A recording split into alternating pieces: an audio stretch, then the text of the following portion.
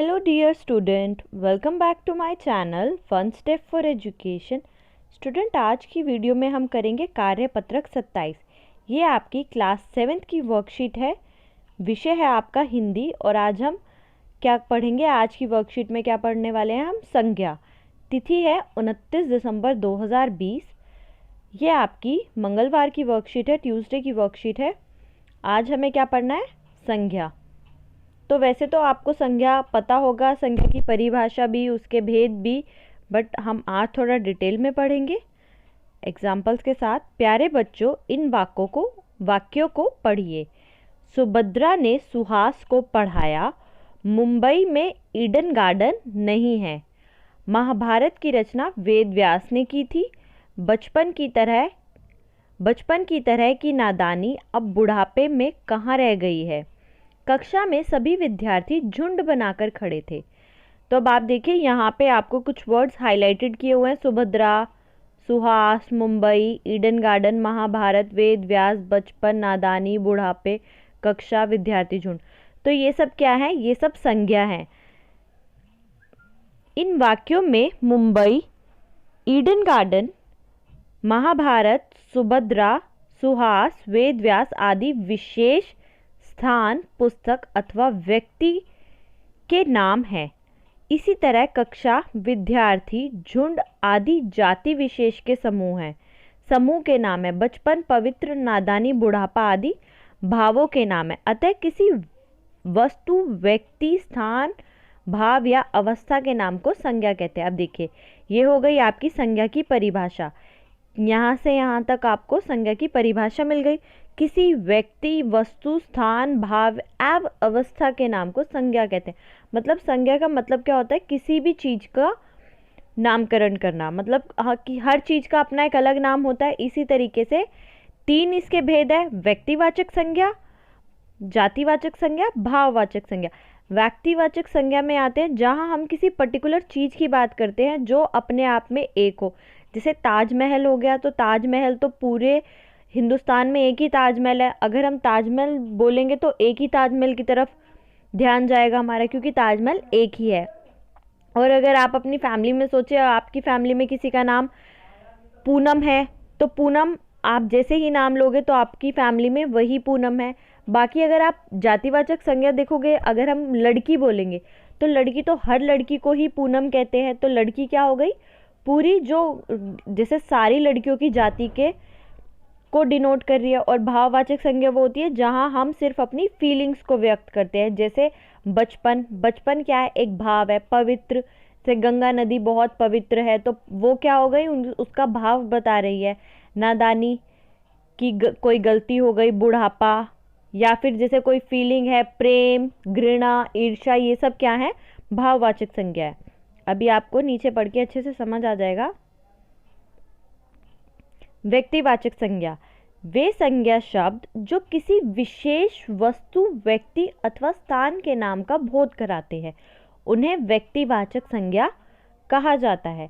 जो किसी भी विशेष, मतलब जो स्पेशल चीजें होती है, जैसे जो और एक ही हो, हर चीज, मतलब ये ना हो कि हम उससे हर चीज को डिनोट कर सकते हैं।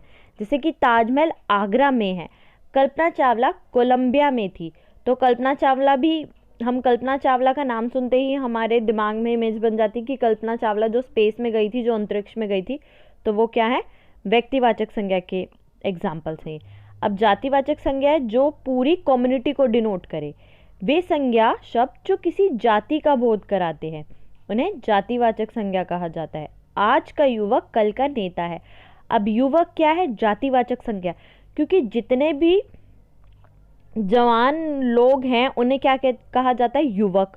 तो वो सबके लिए है, किसी पर्टिकुलर एक के लिए यूज नहीं किया जाता, सबके लिए यूज किया जाता है। अब नेता है, जितने भी लोग पॉलिटिक्स से जुड़े हुए होते हैं सबको नेता कहते हैं। तो वो किसी एक को नहीं कह सकते, हम सबको ही कहेंगे।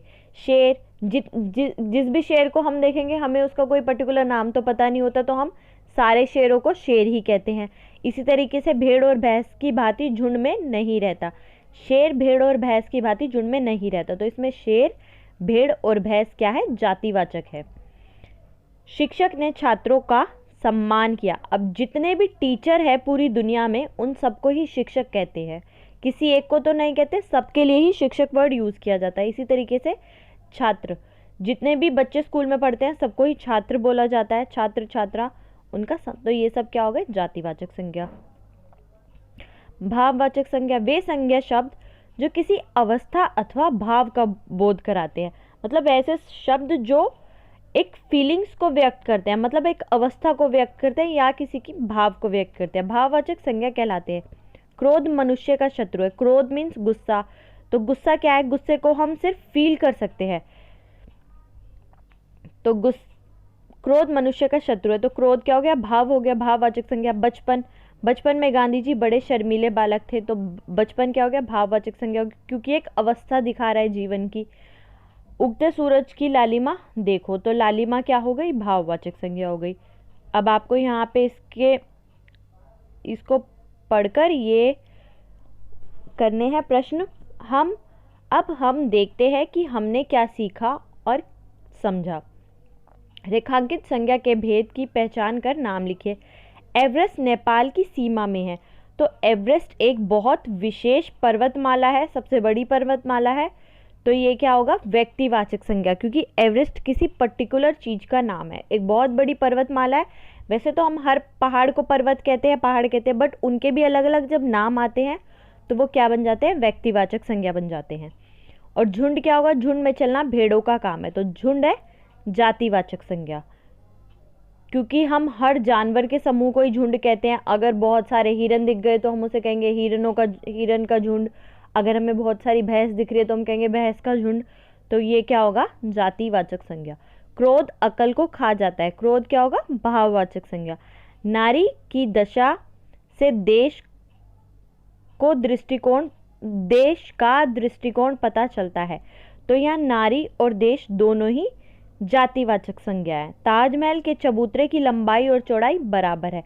तो स्टूडेंट आप ये याद रखना, लंबाई और चौड़ाई दोनों ही क्या है, भाववाचक संज्ञा है। लाल किला दिल्ली में है, दोनों ही व्यक्तिवाचक संज्ञा है, क्योंकि पर्टिकुलर चीज का नाम है। लाल किला भी हम लाल किला का नाम लेते ही समझ जाते हैं, क्योंकि पूरे इंडिया में एक ही लाल किला है और लाल किला दिल्ली बोला हुआ है। वैसे लाल किला दो हैं, एक आगरा में भी है और एक यहाँ पे भी है, बट यहाँ पे दिल्ली है, तो ये व्यक्तिवाचक संज्ञा होगा, क्योंकि दिल्ली में एक ही लाल किला है। राहुल को गुस्सा आ गया, तो राहुल यहाँ पर क्या है, व्यक्तिवाचक संज्ञा है। मेरे घर में आम का पेड़ है, तो यहाँ पेड़ क्या है स्टूडेंट, जातिवाचक संज्ञा, क्योंकि हम हर पेड़ को ही पेड़ कहते हैं। लेकिन अगर हम पर्टिकुलरली बोलेंगे नीम का पेड़, आम का पेड़, तो वो क्या बन जाएगा, व्यक्तिवाचक संज्ञा। सदा सत्य बोलो, तो सत्य क्या होगा, भाववाचक संज्ञा, क्योंकि एक भाव को व्यक्त कर रहा है। वे बुढ़ापे से दुखी है, तो बुढ़ापा क्या होगा, भाववाचक संज्ञा, क्योंकि एक अवस्था को डिनोट कर रहा है, अवस्था को दिखा रहा है, दर्शा रहा है। तो स्टूडेंट ये थी आपकी वर्कशीट क्लास 7 की। आई होप आपको समझ आया होगा, और अगर आपको वीडियो अच्छी लगी हो तो प्लीज़ नीचे वीडियो को एक लाइक कीजिएगा, और रेड कलर में आपको सब्सक्राइब का बटन दिख रहा होगा, उसे क्लिक करके चैनल को भी सब्सक्राइब कीजिएगा, और आप बेल आइकन को भी क्लिक कर सकते हैं ताकि आपको सारी नोटिफिकेशन मिलती रहे। और आप मुझे कमेंट सेक्शन में भी कमेंट करके बता सकते हैं, अगर आपके कोई डाउट्स हो तो आप वो पूछ सकते हैं मुझसे, किसी भी वीडियो से रिलेटेड या इस वीडियो से रिलेटेड, या कोई भी आपको पूछना हो। और अगर आपको वीडियो अच्छी लगी हो तो प्लीज़ चैनल को सब्सक्राइब कीजिए। Do subscribe the channel. Thank you.